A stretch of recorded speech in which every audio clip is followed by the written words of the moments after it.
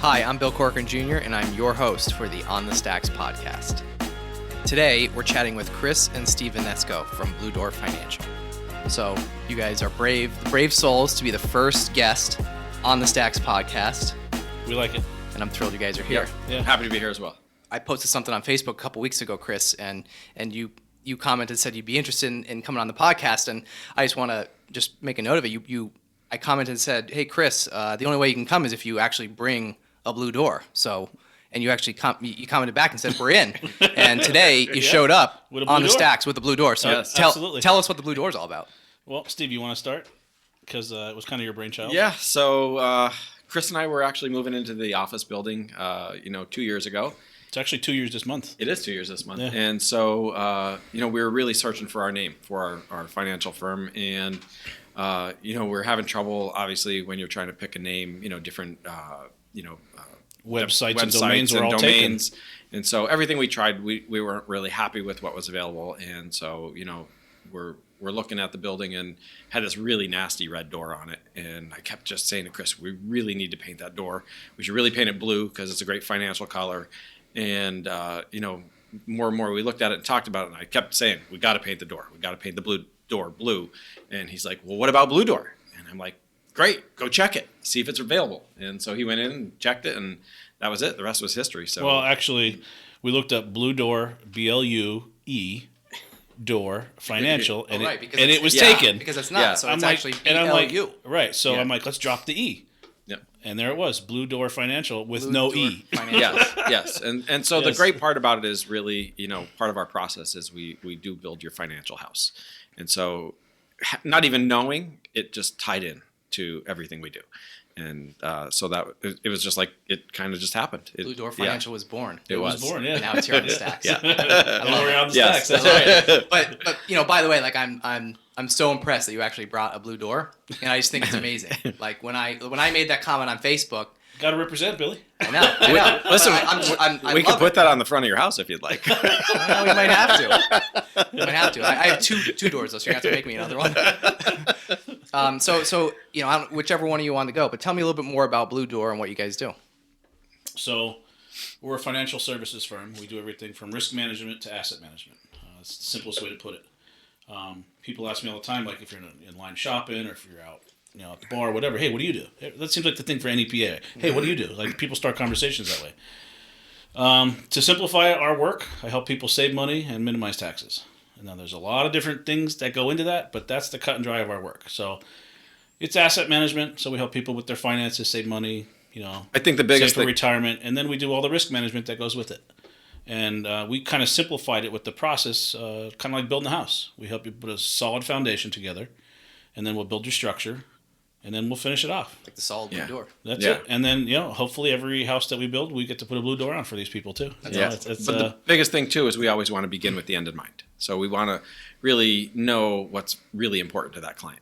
And then we could take that process that Kris just said and work through what makes sense and how to get that person where they're trying to get to. It's not just about, so many people are just trying to push that one particular thing or just make a sale. And that's totally not what we're about. Right.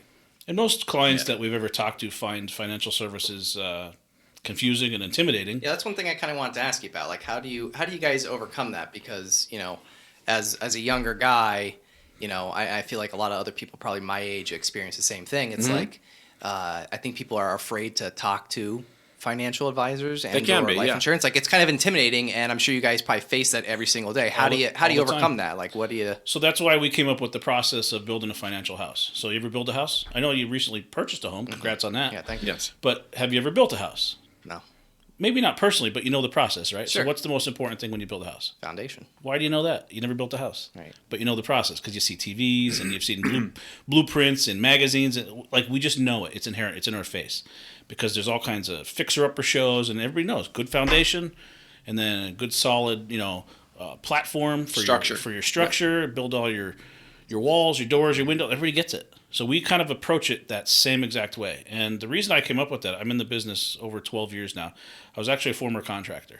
And I had to personally wrap my head around this new business and all this new language. And I was able to adopt my old business into this new business doing just that. And that's where that kind of came from.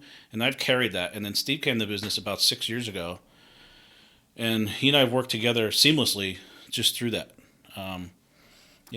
It's just been great working together. Our dad's 50 years in the business.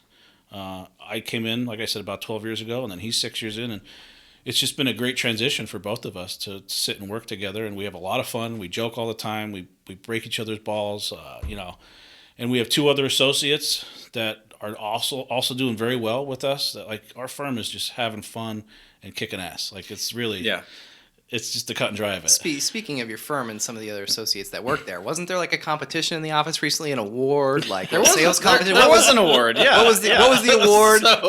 Who won? Who won that? There's always an award for our whole general office, which is what we're the regional office. So one of our associates, she actually took Agent of the Year. So we'll give Who was that? We'll give props to Carla for that. Carla Jacob. Right, shout out to Carla. Yeah. So shout out to her for that. So, but she got Agent of the Year for our whole office.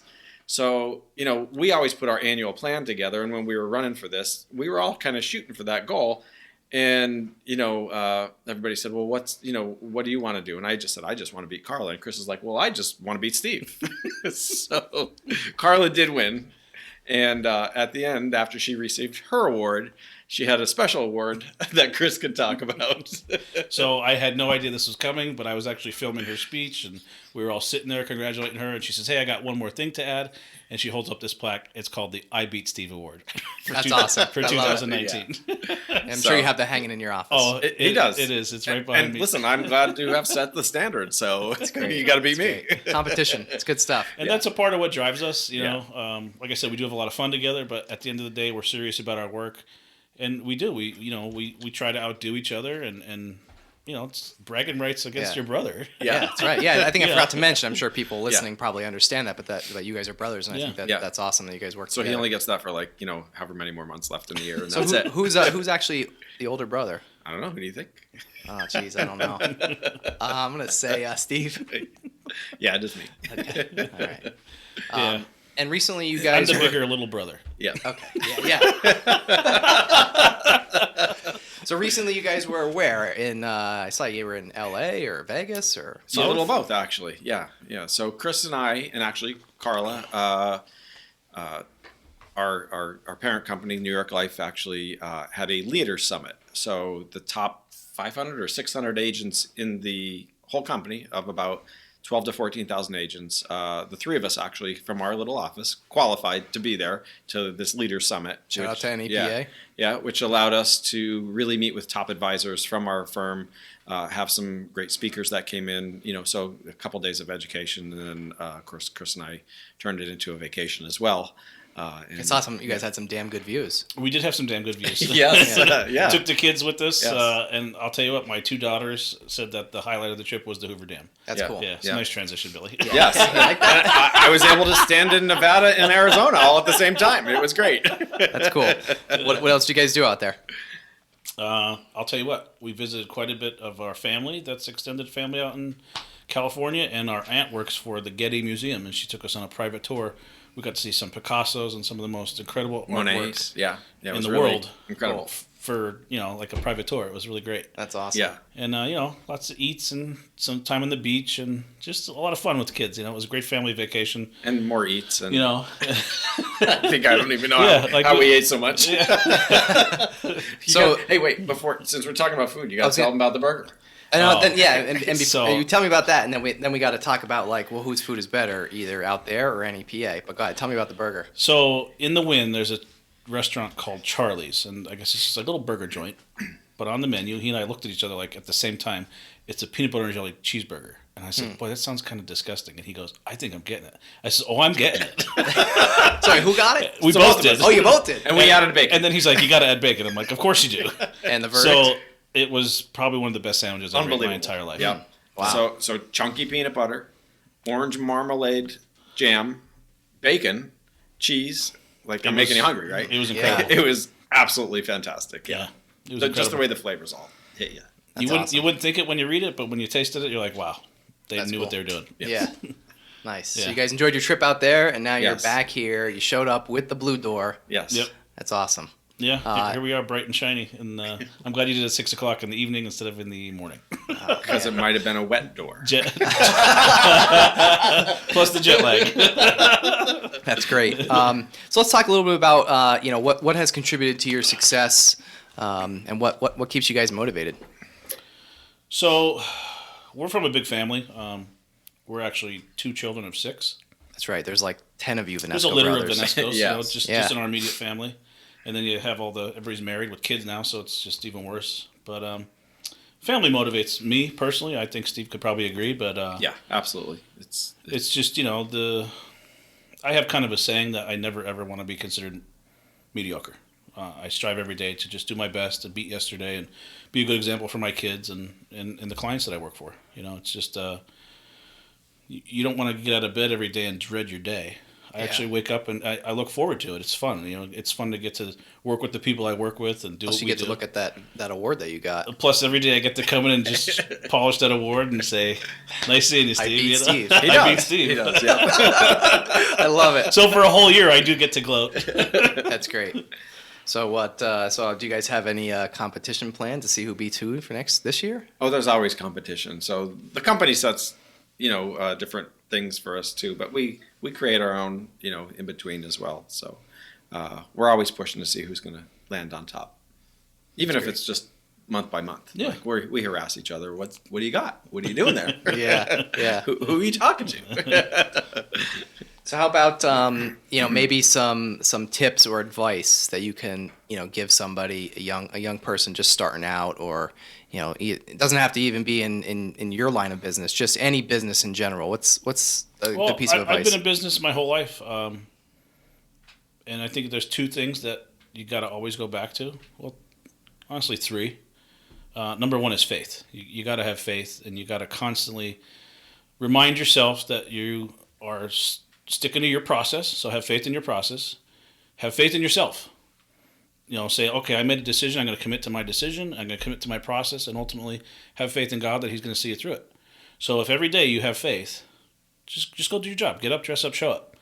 And then the other thing is grit. You're going to have some really hard times in life, personally, professionally, financially. Life's a bitch. It could be a real rocky boat ride sometimes. Again, go back to your faith. Have faith in it. Just get up, dress up, show up. Stick to it, get there, and have grit. We'll joke around many times that before noon, I've quit 12 times today. But the reality... Just today? Well, yeah. That's awesome. Actually, today was a good day, so probably not today. Okay. But anyway, but maybe the other day. Yeah. So there's plenty of times, though. It'll be noon. He'll be standing at his desk, and I'll be like, ah. But, you want to quit 12 times before noon. But the reality is that you buckle down. You do it for the reasons of, like he said, the family really drives us. Listen, I love, like we just went on a trip. I love to be able to work hard so that I could do trips like that with my family. Because, when we're working hard, we're pushing. And then you want that break to be able to spend time with them. So, you said, how do we, what can we do to for anybody who's just really starting out or getting into it? It's the thing, definitely the faith, the grit. It's driving yourself. It's pushing. It's that extra 5%. It's doing what someone else doesn't want to do is what makes you successful. So it's when your buddy's going to the bar and you're still at your desk, or people are like, hey, that's too hard, and you say, I'm going to push on. Those are the things. That's when you win. Yeah, that's the win. Exactly. That is. And work so hard that they're going to ask you what If you're I doing. could ask you a question, like how would you define grit? Hard work, patience. Mm-hmm. You're right there, all of it. Mm-hmm. I heard a podcast, believe it or not, of a guy named Kerwin Ray, someone I like to follow. He's an Australian guy, kind of like a Tony Robbins, but he's from Australia. Uh-huh. I just kind of connected with him, and I listened to more of his stuff than some of the other people. And he was actually in basically the equivalent of our Navy SEALs. And the Navy SEALs actually did a whole study on what makes a SEAL pass versus fail, because it's like an 85% failure rate. Mm-hmm. So they did all this study and spent all this money. And they said, well, maybe if we psychologically just change some of this stuff. So they spent more money to change the whole program. They got the same results. It was still like an 85% failure rate. And at the end of it all, they said after the 3-year study and the whole change, they said, what makes a SEAL a SEAL? And they said, it's grit. And he says, well, define grit. He said, grit is the ability to withstand pain and continue to persevere and move forward. So the people that drop out, they say, I hit my threshold, they go ring the bell and they walk away. But the guys that continue on and move forward and finally get their pin and become a Navy SEAL, they look at the guy to the left and they look at the guy to the right and they say, I'm not going to quit. And that's grit. I love it. And here's the difference.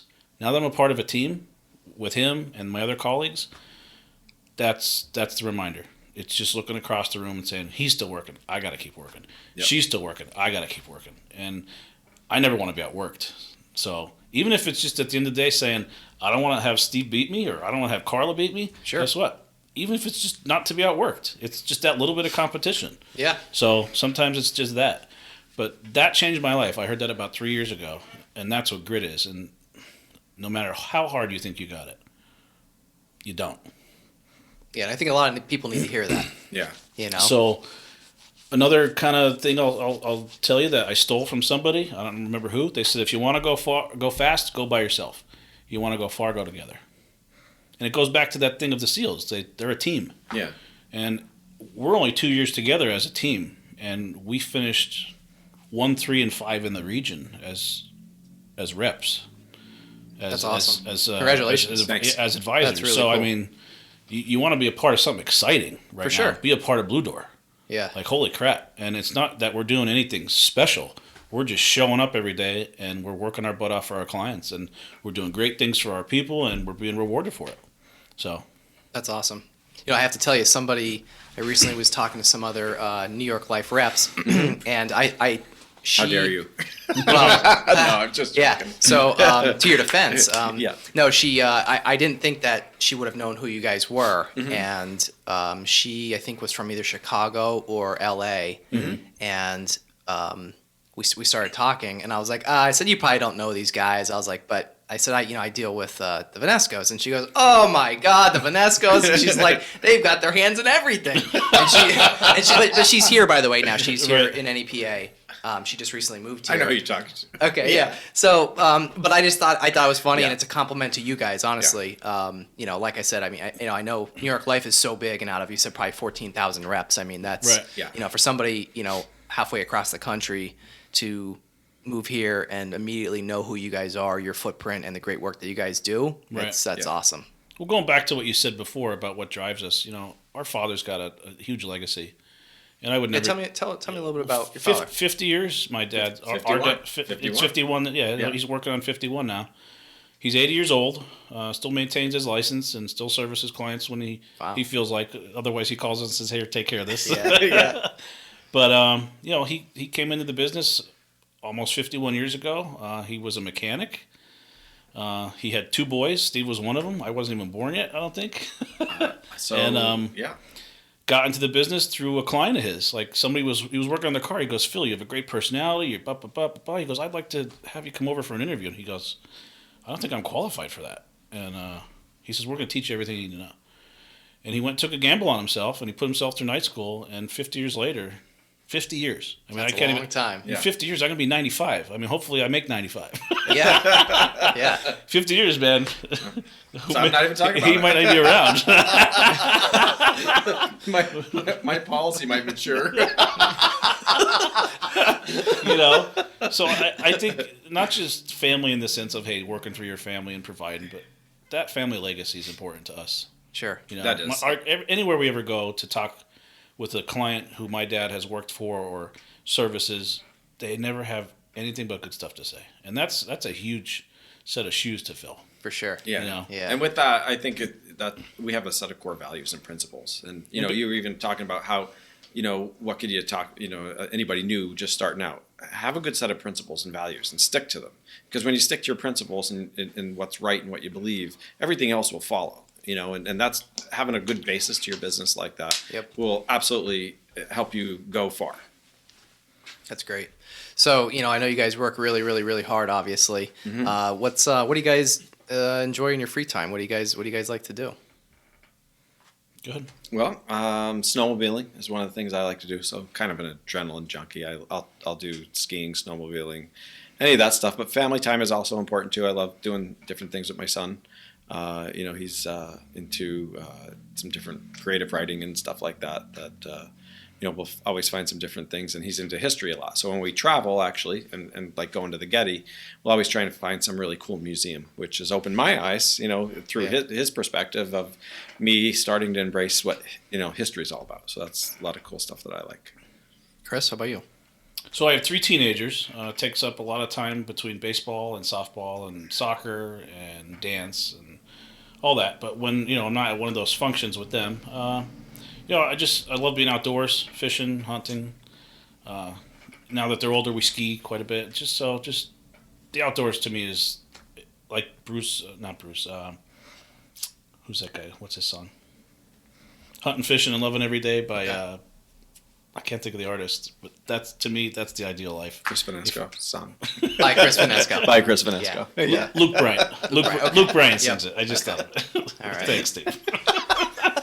But if you could go out in the woods every day and then go fish every day and have a glass of bourbon, have a coffee, and then that's your day. I mean, come on. Yeah. And there's guys out there getting paid for that. Yeah. So that's fantastic. Yeah. Good for So them. they got something figured out. Yeah. What are we doing, Ron? Travel's always cool too. We like to travel. Yeah, and we a lot. like to travel. Seeing different places. And it was great to just get out west and give the kids that experience. They were never out there. So I think everybody needs at least 4 vacations a year. That's it. Minimum. 4? No. Yeah. Yeah. No. Definitely. Everyone needs that time. An old off, boss for sure. told me, he said, you should take a vacation every quarter. Every 90 days, take a chance to catch your breath. Even if you don't go anywhere. He's like, just refresh. Yeah. That's always needed. Yeah, and we kind of adopted that. That's cool. Yeah. That's great. And that's great that you guys are able to take your family with you too, even on Yeah. the trip, even though it was partially business. And Yeah, actually, that's awesome. The company really promotes that. They promote family, which is another good part of it. That's really cool. So before we were talking about food, and talking about NEPA and food and NEPA. We'll come back to that in a minute. But I have one other question. I want your opinion both on. Mm-hmm. Do you say NEPA or do you say NEPA? Which is it, I say NEPA. Kris? Honestly, I don't say either. If someone says, like, where am I from? Well, yeah, but I mean, just like in general, like if someone, if you're talking about Northeastern PA, I mean, do you say Northeastern PA? I'd say NEPA. You would say NEPA? Yeah, I don't usually say NEPA. Do you say NEPA? I don't. Okay. I don't. Good. And I'm glad you guys agree, because Yeah. if you didn't, I probably would have to throw you Yeah. out. Yeah. Now, people are like, where are you from? And I'm like, Scranton. And I used to say that, and they're like, I have no idea what it Because is. the show The Office, right? And then now you can at least reference The Office. But Right. it used to have to be like, Right. well, I'm like, about 2 hours north of Philly. Oh, okay. Because like they have no reference. But now you say The Office, and they're like, oh, I know exactly Then where they you're get from. it. Yeah, you get the old Dunder Mifflin. Yeah, I do the same thing. Whenever I'm out of town, especially like in a bigger city, I always reference. Yeah. Yeah. I say, hey, did you ever see the show The Office? And they're like, yeah. And I'm like, well, that's where I'm from. And then they just start laughing. Yeah, it's a great show. Yeah. It is. Yeah, one of the best for sure. I love dry comedy. It's just dry humor is just it's hilarious. Yeah. I recently just started watching that new series with Larry David. What's it called? Curb Your Enthusiasm. Yeah. Oh, yeah. that's fantastic. Anyone into that? Love it. Yeah. I Did you was a see big- Did you see the new ones? No, Or not yet. No, I was a you big got Seinfeld it. junkie, and then Oh, when I man. found out he was doing stuff, I love his shows. That's so good. He's I hilarious. literally just started watching it just last night. It's funny. You're the second or third person in the past 3 days or something that has brought that show up. So I guess it's time to Oh, start. he's You got good. it. It's just so ridiculous. It's so Yeah. good. It's just Some so- stuff comes back They from make it so bizarre. Yeah. oh, it's like how more awkward can it get? And I'm telling you, it happens. It happens, but it's so good. That's awesome. So, if there's anything else that, back to Blu Door and, the financial business, is there anything else that, you would want people to know about your business, what you guys can offer, what you guys can do? What else is there that, A big thing for us that we've kind of, as Steve said, to have like a set of core values is education. We want to educate people first. If you have a question, please call. It's free advice. The door is always open. Blu Door? Yes. Truly. Like, Blu Door. No, but for real. So we're not going to charge for a conversation.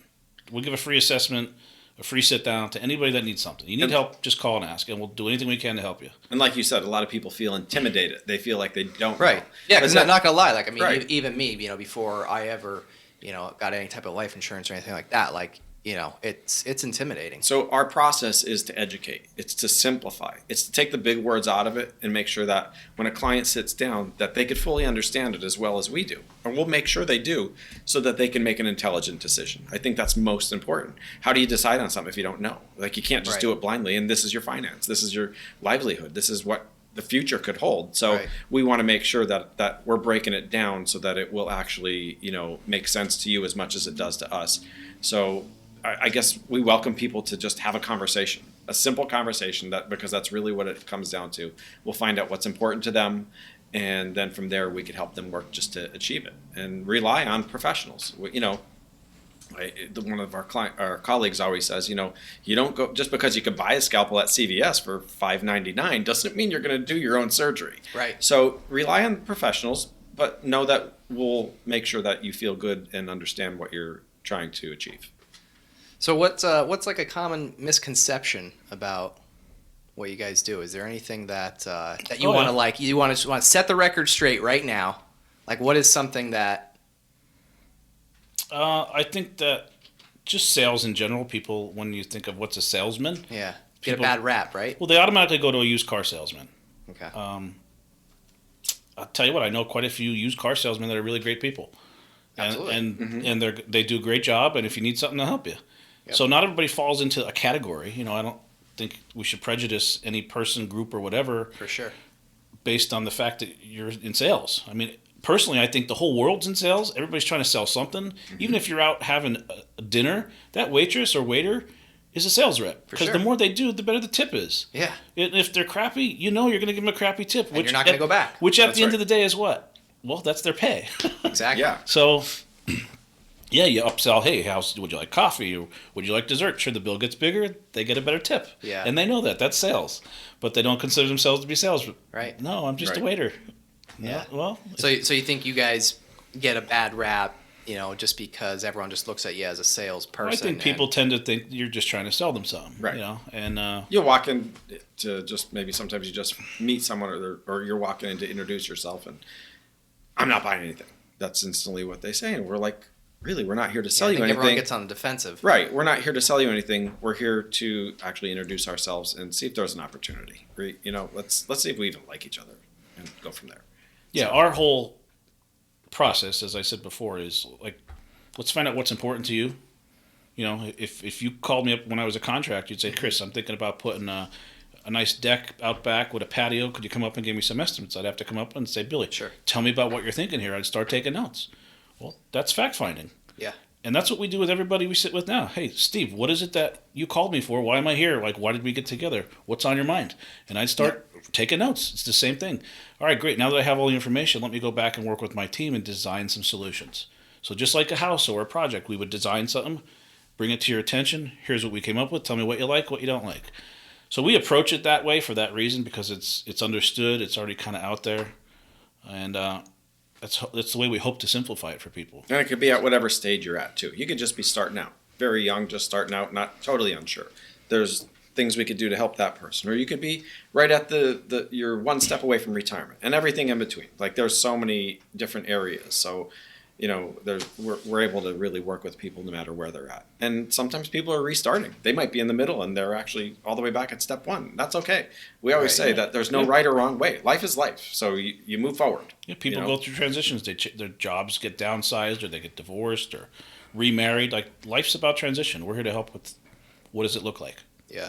You could do it on your own. There's do-it-yourselfers, and that's great. If you want to do it on your own, fine. Pull the internet up and hopefully you get it right. But if you feel like, this stuff's way over my head, I need a professional, like I said, it's a free conversation. Yeah. We'll let you know if we're going to work together, what it might cost you. It's an estimate. And then here you decide if that works for you or not. For sure. So I think we're probably going to wrap it up in like another minute or two here. But is there anything that I didn't ask that I should have asked? You're smiling and smirking and laughing. So maybe there's something, I don't know. But before we wrap it up, was there one or two things that maybe I missed or something that you guys want to share? No, I think we covered most everything, but I think since this is actually the first podcast, maybe you should talk about how did the stack started? Oh, I like that. I love it. Yeah, thanks for asking. Yeah. So I told this story just about a week ago. Shout out to Mike Gombito over here with the headset, controlling the mics, audio engineer. I'm calling him. So anyway, him and I tested this stuff out a week ago, and I actually told him the story. So about a year ago,